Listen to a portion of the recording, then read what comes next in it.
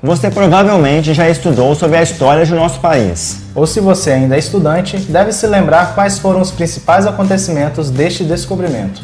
Para quem não se recorda, vamos explicar. O Brasil foi descoberto há mais de 500 anos.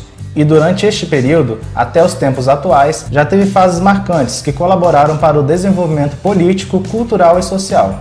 E no vídeo de hoje, vamos iniciar uma série sobre a história do Brasil em 9 etapas. Assunto muito útil para quem faz vestibular e a famosa prova do Enem. E para começar, falaremos sobre o descobrimento do Brasil. Então se liga aí e roda a vinheta.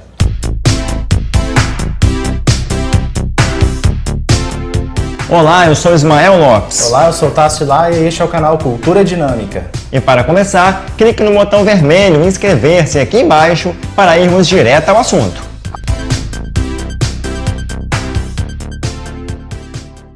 Precisamente no dia 22 de abril do ano de 1500, chegavam em solo desconhecido as 14 embarcações lideradas por Pedro Álvares Cabral, que por sinal era a maior esquadra de caravanas portuguesas da época.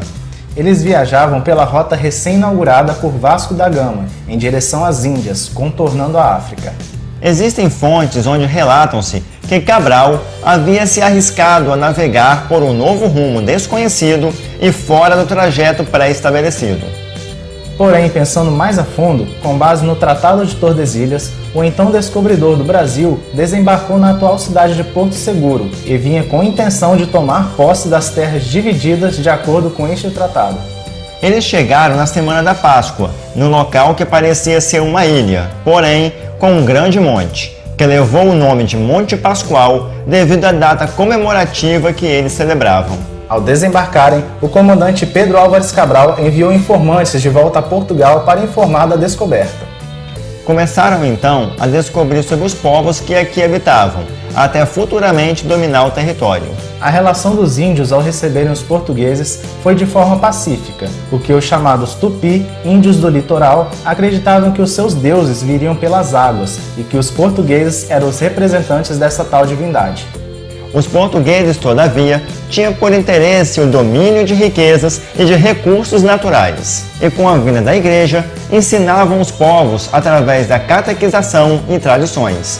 O período em que os índios viviam antes da chegada das caravanas em 1500 é chamado de pré-cabralino, mas por muitas vezes também chamado de pré-colonial, mesmo essa nomenclatura sendo relacionada a um período em que ainda não havia colonização. Pero Vaz de Caminha era quem catalogava as experiências daquela nova terra descoberta, e uma de suas cartas é considerada a certidão de nascimento do Brasil. Em um de seus relatos, Caminha tentava fazer propaganda do território descoberto para possíveis colonizadores, com o intuito de que estes viessem para dominar. Dizia que o povo nativo não pronunciava as letras F, L e nem R, por isso não tinham fé, não tinham lei e nem rei, visando possível interesse por colonizadores interessados nas terras. Mas ninguém se interessou e, diante disso, os portugueses então assumiram as terras. Porém, não se iniciaria o processo de colonização, mas sim o de conhecer os costumes dos povos indígenas. Diante da dificuldade de comunicação entre os povos, os portugueses então deixaram aqui os famosos caramurus, que assumiam o papel de vivenciar ativamente a rotina dos nativos e assim aprender a língua que eles usavam. Entre 1500 e 1530, o foco era aprender a cultura dos índios. Descobriram que antes de se chamar Brasil, os nativos identificaram esse território como Pindorama. Os portugueses fariam então as primeiras construções civis para demarcar o território, mesmo acreditando que essas terras não haviam riquezas a se explorar. Alguns nomes, como Ilha de Vera Cruz, Terra de Vera Cruz e Terra do Papagaio, foram usados para identificar o território. Só então, após as explorações de Fernão de Noronha, que conseguiu autorização para estudar uma planta no qual se utilizava sua tintura avermelhada para atingir tecidos, é que se iniciou o processo de nomeação do nome Brasil. A árvore se tornou muito valiosa no mercado e, devido sua coloração, foi chamada pau-brasis, lembrando um pau de brasa, após a grande popularização comercial da planta. O nome traduzido ficaria então Brasil, o território onde a mesma era abundante.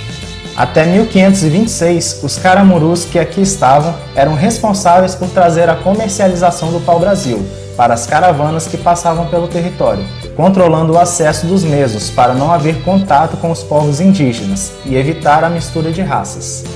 A partir daí, o mundo passava por outras descobertas, como a de que o planeta não era quadrado, se aumentava também as viagens a caminho das Índias, e a crise no Oriente começava a se instaurar. Portugal, por viver do comércio dessa mercadoria, deveria então, por ordem de sua coroa, elaborar um fornecedor para bancar o seu mercado. Começou então o envio de expedições colonizadoras para o Brasil, trazendo então Martins Afonso de Souza, que fundaria a primeira vila chamada Vila de São Vicente, isso no ano de 1530, iniciando então a colonização. Só que esse assunto falaremos no próximo vídeo da série. Então fique ligado e não perca nenhum vídeo. Até breve! Até mais!